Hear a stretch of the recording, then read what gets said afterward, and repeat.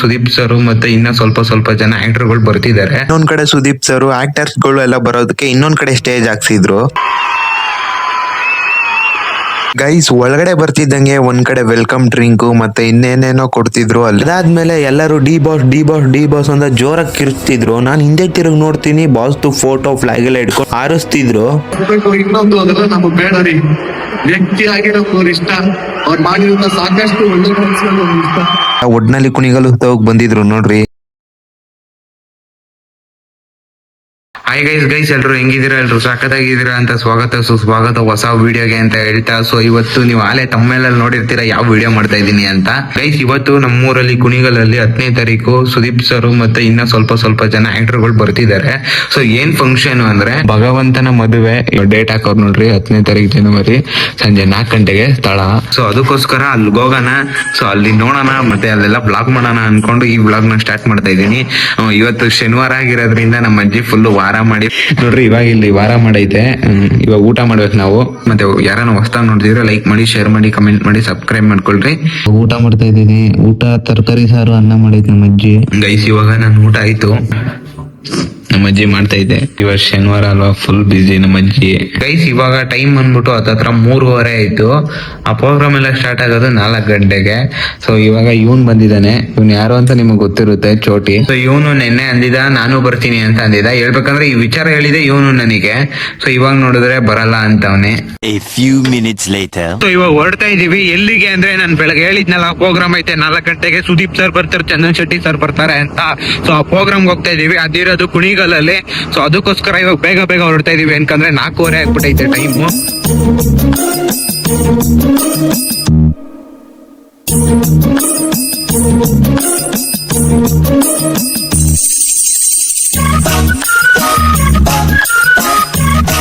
Guys ಇವಾಗ ಬಂದು so video ಮಾಡ್ತೀನಿ ನೋಡ್ರಿ ಹಂಗೆ.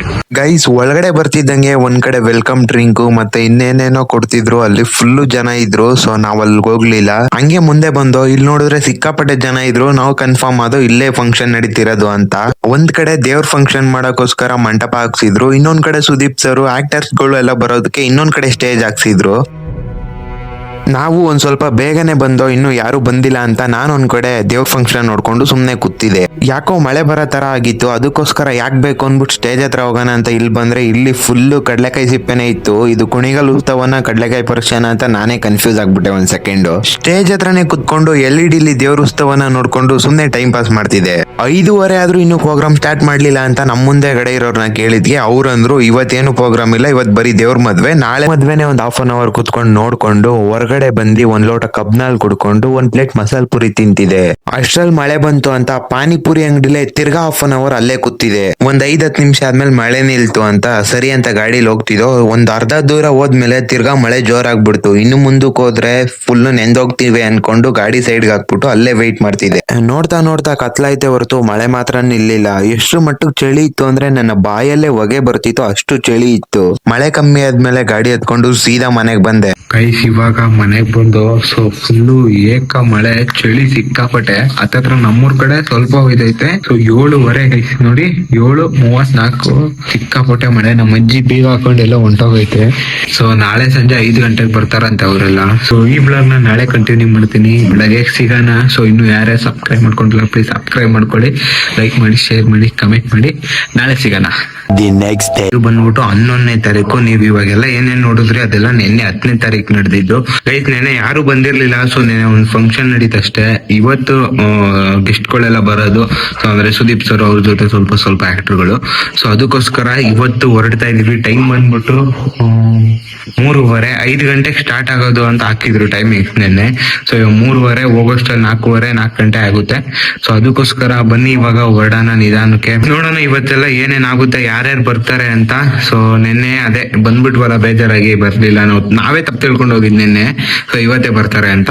ನಿನ್ನೆ ತರಾನೇ ಇವತ್ತು ತುಂಬಾನೇ ಬೇಗ ಬಂದು ಕೂತಿದ್ದೋ. ಆದ್ರೆ ಇವತ್ತು ಸಿಕ್ಕಾಪಟ್ಟೆ ಜನ ಇದ್ರು ಆಲ್ರೆಡಿ. ನಾವು ಕನ್ಫರ್ಮ್ ಆದೋ ಇವತ್ತು ಪಕ್ಕ ಸುದೀಪ್ ಸರ್ ಬಂದೇ ಬರ್ತಾರೆ ಅಂತ. ಟೈಮು 5 ಗಂಟೆ ಆದ್ರೂ ಕೂಡ ಪ್ರೋಗ್ರಾಮ್ ಸ್ಟಾರ್ಟ್ ಮಾಡ್ಲಿಲ್ಲ. ಸಿಕ್ಕಾಪಟ್ಟೆ ಜನ ಆಗ್ತಿದ್ರು. ಒಂದ್ ಕಡೆ ಸಿಕ್ಕಾಪಟ್ಟೆ ಮಳೆ ಬರ್ತಿರೋ ತರ ಬೇರೆ ಆಗ್ತಿತ್ತು. ಮಳೆ ಬರ್ತಿರೋ ತರ ಆಗ್ತಿರೋದಕ್ಕೆ ಸೈಡ್ ಅಲ್ಲಿರೋ ಜನ ಎಲ್ಲ ಎದ್ದಿ ಮದ್ದಿಗೆ ಬಂದ್ರು. ಅವಾಗ ಮಧ್ಯದಲ್ಲಿ ಸಿಕ್ಕಾಪಟ್ಟೆ ಜನ ಜಾಸ್ತಿ ಆಗೋದ್ರು. 5 ನಿಮಿಷಕ್ಕೂ ಎದ್ದಿ ರೋಡ್ ಕಡೆ ನೋಡ್ಕೊಂಡು ಕಿರ್ಚಾಡಕ್ ಇಳಿದ್ ಬಿಡ್ತಿದ್ರು. ಎಲ್ಲರೂ ಬಂದ್ರು ಅಂತ. ನಾವು ಅವ್ರ ಜೊತೆ ಎದ್ದಿ ರೀತಿ ಸಾಕಾಗೋಯ್ತು ನಮ್ಗಂತೂ. ನೋಡಿದ್ರೆ ಅಲ್ಲಿ ಯಾರು ಬಂದೇ ಇರಲ್ಲ, ಸುಮ್ನೆ ಕಿರ್ಚಾಡ್ತಿರ್ತಾರೆ. ಕುತ್ಕೊಂಡ್ 5 ನಿಮಿಷ ಆಗಿಲ್ಲ, ಹಾಲೆ ತಿರ್ಗಾ ಅವ್ರು ಬಂದ್ರು ಇವ್ರು ಬಂದ್ರು ಅಂತ ಎದ್ದೆದ್ದಿ ನೋಡೋರು.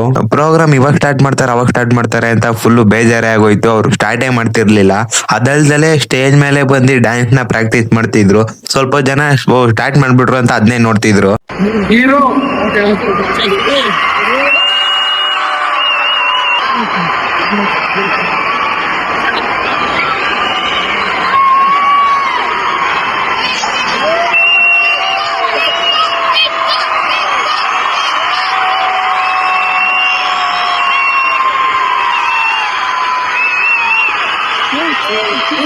ಒಂದ್ ಅರ್ಧ ಗಂಟೆ ಮುಕ್ಕಾಲ್ ಗಂಟೆ ಆದ್ಮೇಲೆ ಪ್ರೋಗ್ರಾಮ್ ನ ಸ್ಟಾರ್ಟ್ ಮಾಡಿದ್ರು. ಸೊ ಫಸ್ಟ್ ಬಂದ್ಬಿಟ್ಟು ಬಾಡಿ ಬಿಲ್ಡರ್ಸ್ ನ ಕರೆಸಿ ಅದ್ರಲ್ಲಿ ಯಾರ್ ಬಾಡಿ ಬೆಸ್ಟ್ ಅಂತ ಸೆಲೆಕ್ಟ್ ಮಾಡಿ ಅವ್ರಿಗೆ ಬೆಸ್ಟ್ ಪ್ರೈಸ್ ನ ಕೊಟ್ರು. ಅದಾದ್ಮೇಲೆ ಎಲ್ಲರೂ ಡಿ ಬಾಸ್ ಅಂತ ಜೋರಾಗಿ ಕಿರ್ಚ್ತಿದ್ರು. ನಾನು ಹಿಂದೆ ತಿರುಗಿ ನೋಡ್ತೀನಿ, ಬಾಸ್ ಫೋಟೋ ಫ್ಲಾಗ್ ಎಲ್ಲ ಇಟ್ಕೊಂಡು ಹಾರಿಸ್ತಿದ್ರು.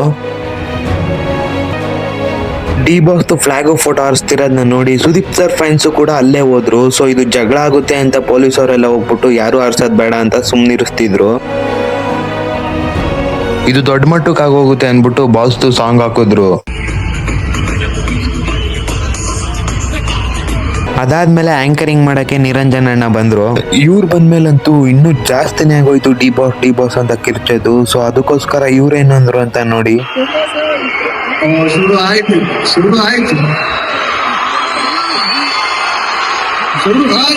ಜೋರಾಗಿ ಹೇಳಿ.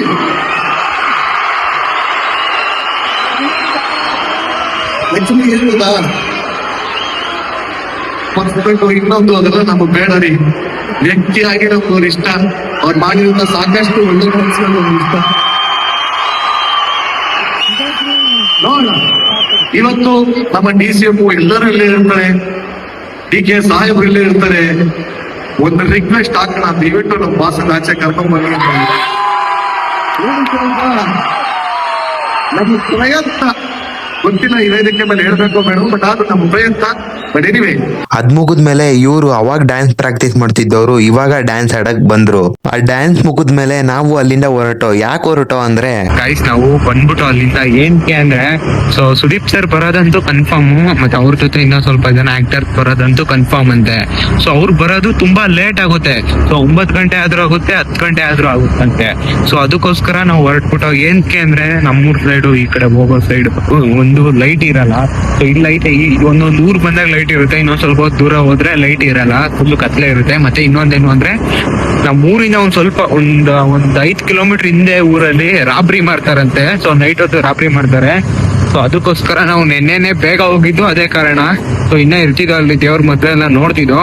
ಸೊ ರಾಬ್ರಿ ಮಾಡ್ತಾರೆ, ಅದಕ್ಕೋಸ್ಕರ ಮಾಡ್ತಾರೋ ಇಲ್ವೋ ಅನ್ನೋದು ನಮ್ಗೆ ಯಾವತ್ತೂ ಎಕ್ಸ್ಪೀರಿಯನ್ಸ್ ಆಗಿಲ್ಲ. ಸೊ ಇನ್ನೊಬ್ರು ಹೇಳಿದ್ದಾರೆ, ಸೊ ಎಕ್ಸ್ಪೀರಿಯನ್ಸ್ ಆಗೈತೆ ಅಂತ ಅವ್ರು ಹೇಳಿದ್ದಾರೆ. ಅದ್ ನಿಜಾನೋ ಸುಳ್ಳು ಅಂತಾನು ನಮಗ್ ಗೊತ್ತಿಲ್ಲ. ಸೊ ಆ ಬೈಕ್ಗೋಸ್ಕರ ನಾವು ಬೇಗ ಹೋಗ್ತಾ ಇದೀವಿ.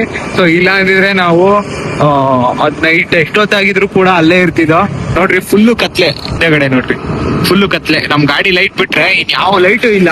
ಸೊ ಆ ಭಯ ಅಷ್ಟೇ, ಆ ಬೈಕ್ಗೋಸ್ಕರ ಹೋಗ್ತಿದೀವಿ. ಅದು ಎಷ್ಟು ಮಟ್ಟಿಗೆ ಆಗ್ಬಿಟ್ಟೈತೆ ಅಂದ್ರೆ, ಒಬ್ರು ಹೇಳಿದ್ರೆ ಓಕೆ ರಾಬರಿ ಮಾಡ್ತಾರೆ ಅದು ಇದು ಅಂತ. ಸೊ ಹತ್ತತ್ರ ಜಾಸ್ತಿ ಜನ ಹೇಳ್ಬಿಡ್ತಾರೆ ನಾವ್ ಈ ತರ ಬಂದಾಗ. ಸೊ ಅದು ಭಯ ಆಗೇ ಆಗುತ್ತೆ ಇಬ್ಬರೇ ಇರೋದ್ರಿಂದ. ಸೊ ಅಷ್ಟೇ ಗೈಸ್, ನೆಕ್ಸ್ಟ್ ವಿಡಿಯೋದಲ್ಲಿ ಸಿಗೋಣ. ನೆಕ್ಸ್ಟ್ ವಿಡಿಯೋವರೆಗೂ ವೆಯ್ಟ್ ಮಾಡಿ ಅಂತ ಹೇಳ್ತಾ, ಈ ವಿಡಿಯೋ ಯಾರ್ಗ ನೆಕ್ಸ್ಟ್ ಆಗಿದ್ರೆ ಲೈಕ್ ಮಾಡಿ, ಶೇರ್ ಮಾಡಿ, ಕಮೆಂಟ್ ಮಾಡಿ, ದಯವಿಟ್ಟು ಸಬ್ಸ್ಕ್ರೈಬ್ ಮಾಡ್ಕೊಂಡು ಸಪೋರ್ಟ್ ಮಾಡ್ರಿ. ನೆಕ್ಸ್ಟ್ ವಿಡಿಯೋದಲ್ಲಿ ಸಿಗೋಣ. ನೆಕ್ಸ್ಟ್ ವಿಡಿಯೋವರೆಗೂ ವೆಯ್ಟ್ ಮಾಡಿ ಅಂತ ಹೇಳ್ತಾ, ಬಾಯ್ ಗೈಸ್. ಸುದೀಪ್ ಸರ್ ಎಷ್ಟ್ ಗಂಟೆಗೆ ಬಂದಿದ್ರು ಅಂತ ಗೊತ್ತಿಲ್ಲ, ಒಟ್ನಲ್ಲಿ ಕುಣಿಗಲು ಬಂದಿದ್ರು ನೋಡ್ರಿ.